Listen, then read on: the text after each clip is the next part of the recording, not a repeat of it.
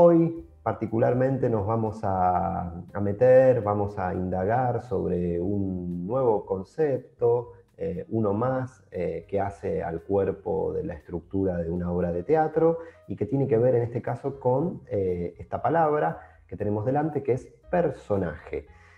Vamos a hacer una serie de indagaciones, de asociaciones que nos permitan de algún modo comprender, acercarnos un poco más a entender este concepto que tiene que ver con el personaje, con el carácter en una obra.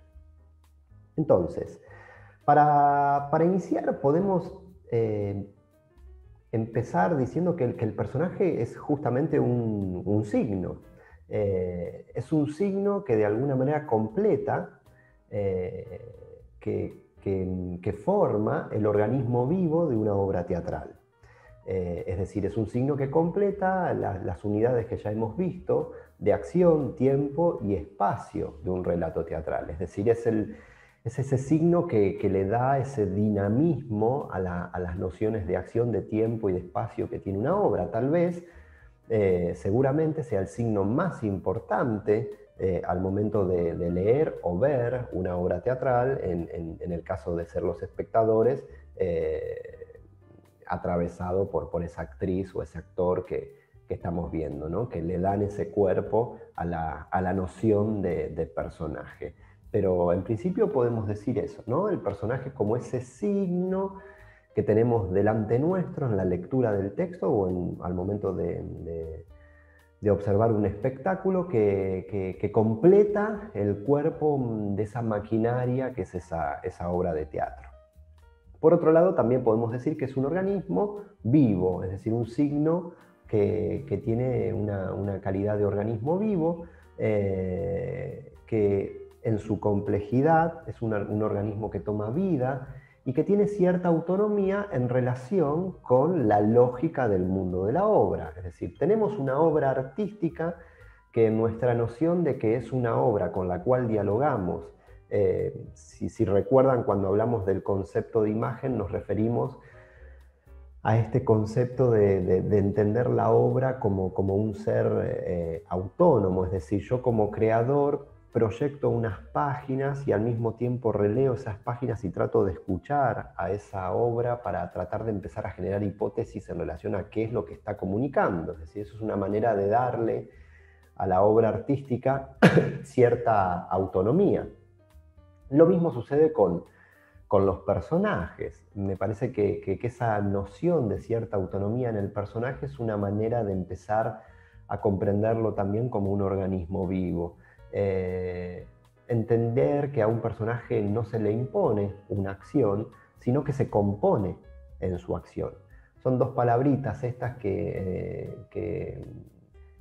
me parece que son bastante claras, que las ha pronunciado en algún momento Ricardo Monti, o por lo menos yo lo he escuchado de él como maestro, como dramaturgo, de entender esa diferencia entre imponer y componer un personaje, es decir, de imponerle al personaje o entender que el personaje se compone en relación al diálogo que podamos tener con la lógica de ese universo, de esa obra, que tiene calidad de organismo vivo, como también lo tienen sus signos, entre ellos el personaje. Y por otro lado, otra palabrita muy importante para empezar a comprender la noción de personaje es su contradicción, inevitablemente. Conocerle las contradicciones a un personaje es darle vida, es decir, un personaje no es solamente su deseo, su objetivo, sino que también es su contradicción, lo que se le opone para conseguir eso que se desea.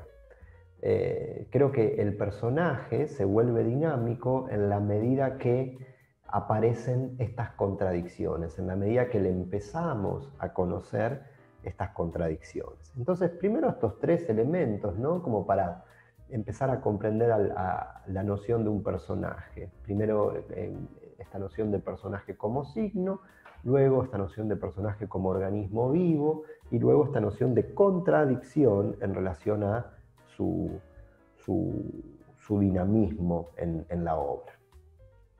Otros dos elementos también atractivos que indagan sobre la idea del personaje, uno tiene que ver con el rol, es decir, de algún modo una obra teatral es un relato construido sobre un juego de roles. Entonces el rol es una herramienta de acción del personaje, porque un personaje puede estar limitado por su rol, puede tener su rol como un acto de poder, o se puede rebelar contra ese rol que le tocó, contra esa posición de juego que le tocó en el relato.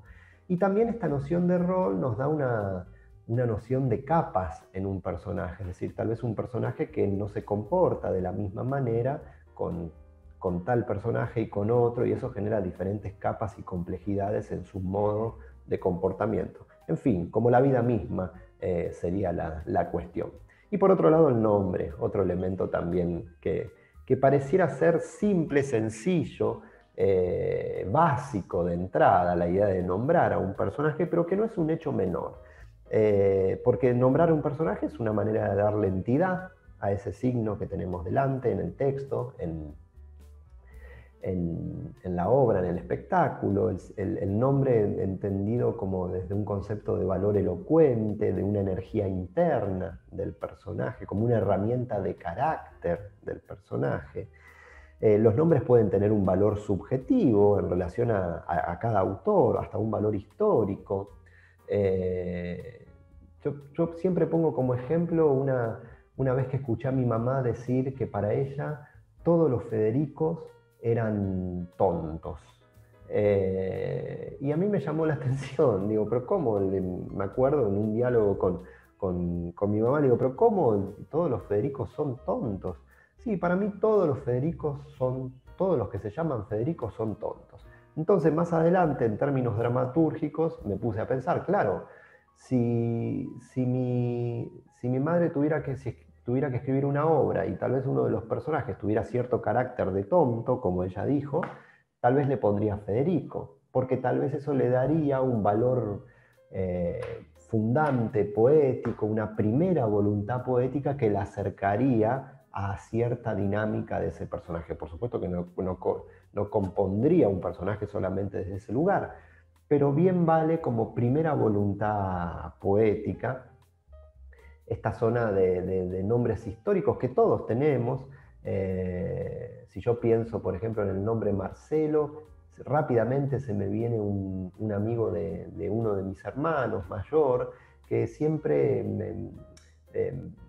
una persona que le gustaba mucho la fiesta, digamos, la joda, como decimos aquí en Argentina. Le gustaba salir y bailar y demás. Entonces yo pienso en algún personaje que tenga un sentido festivo, de gustarle mucho el baile y demás, tal vez le pondría Marce o Chelo, que viene de Marcelo. Es decir, cada uno de nosotros tenemos algunos valores históricos de nombre que tal vez en algún momento para alguna obra nos pueden servir, o incluso hay valores sociales de los nombres.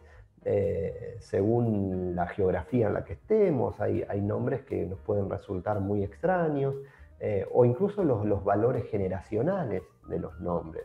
Nombres femeninos o masculinos que tal vez nos suenan a alguien menor o a alguien mayor, es decir, o incluso la musicalidad de los nombres, o los significados de los nombres.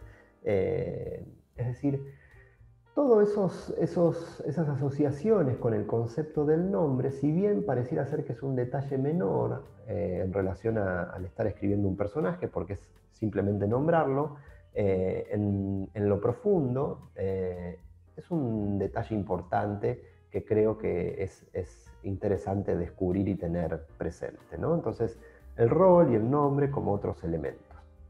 Y ni hablar, por supuesto, de algo que ya hemos revisado también en la clase relacionada con el conflicto, que tiene que ver con los conflictos que atraviesan a un personaje y que son estos conflictos básicos, el conflicto con el exterior, alguien quiere algo y alguien se le opone, es decir, un otro personaje se le opone, el conflicto con el medio, alguien quiere algo y algo de ese medio, de ese espacio se le opone, o un conflicto interno, alguien quiere algo y algo interno del mismo personaje se le opone. Es decir, un personaje puede estar atravesado por estos tres tipos de conflictos que son conflictos básicos, ordenadores, para entender la noción, por un lado, del conflicto y la noción, en este caso, como estamos viendo en esta clase, de composición de un personaje.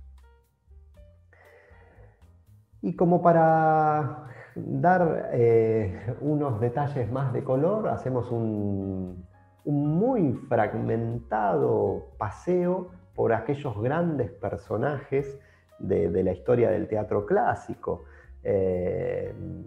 Digo un pequeño fragmento porque el teatro tiene 2500 años de historia y según la subjetividad de los gustos, los personajes son muchos en relación a qué consideramos como un gran personaje, pero hacemos así como un breve fragmento, repaso de algunos de los grandes personajes, de esta enorme cantidad de años que tiene el teatro como historia, una pequeñísima fragmentación.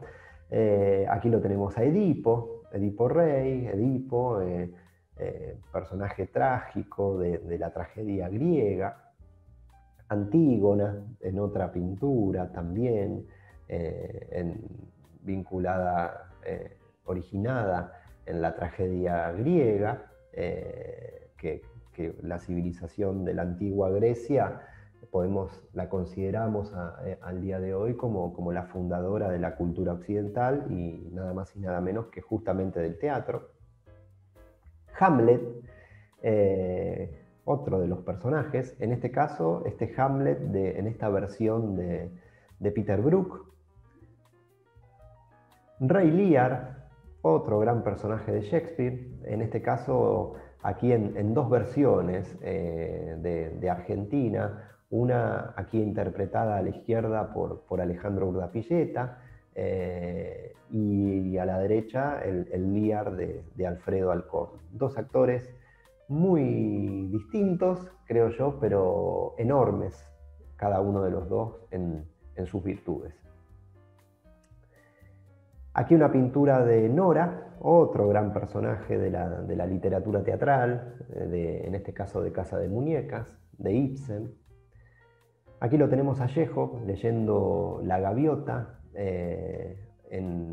ante la Compañía del Teatro de Arte de Moscú. Y bueno, en La Gaviota otros grandes personajes de la historia del teatro, como son Treplet o incluso Nina. Aquí tenemos a este otro personaje que es el de Blanche, de Un tranvía llamado Deseo, de Tennessee Williams, interpretado aquí en una versión más contemporánea de estos días, interpretado por Gillian Anderson. Otro gran personaje, ¿no? Blanche Dubois, de Un tranvía llamado Deseo, obra ya de teatro clásico de Tennessee Williams. Bueno, nociones, asociaciones que nos permiten pensar, reflexionar sobre este concepto de personaje, elemento que compone el cuerpo de una obra teatral, tal vez uno de los más importantes. Vamos a ir hasta aquí y en una próxima clase continuamos indagando y buscando reflexionar sobre más asuntos que nos permitan seguir conociendo y profundizando nuestro conocimiento sobre la dramaturgia.